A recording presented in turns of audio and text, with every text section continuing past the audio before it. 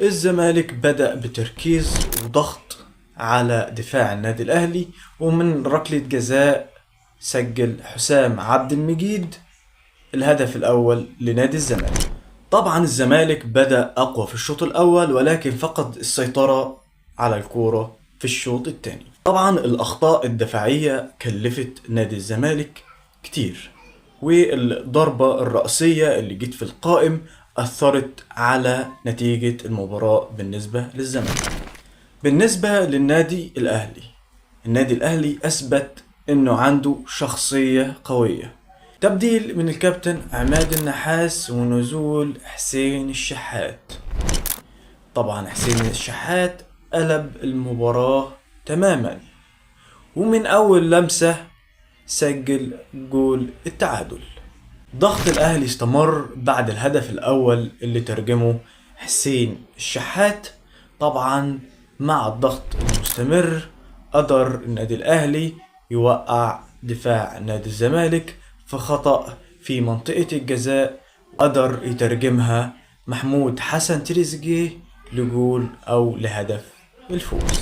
قدر يرجع لنتيجة المباراة وقدر يفوز بروح الفانيلا وبسرعة التبديلات غيرت مجرى المباراة من السيء للأقوى، من عدم الترابط للترابط، من عدم التكتيك للتكتيك. طبعا تبديل حسين الشحات وديانج كانوا هما كلمة السر.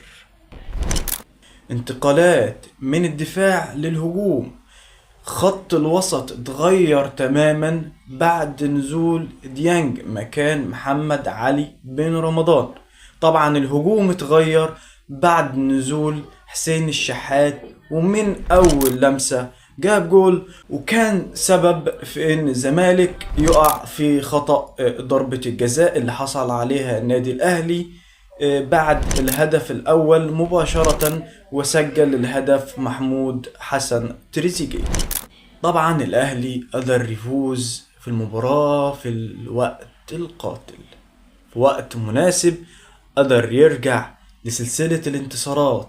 طبعا كل الشكر والتقدير للكابتن عماد النحاس، ده الجندي الأحق بالتقدير. تبديلاته غيرت مجرى المباراة تماما.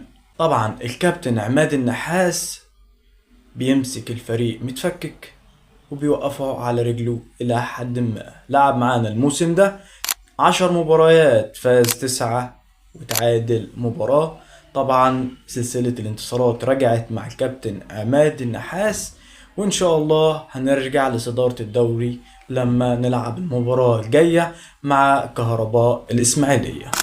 طبعا ده كان نهاية الفيديو. قول لنا في التعليقات كنت شايف مين هو رجل المباراة، وهل الأهلي يستحق الفوز ولا لأ؟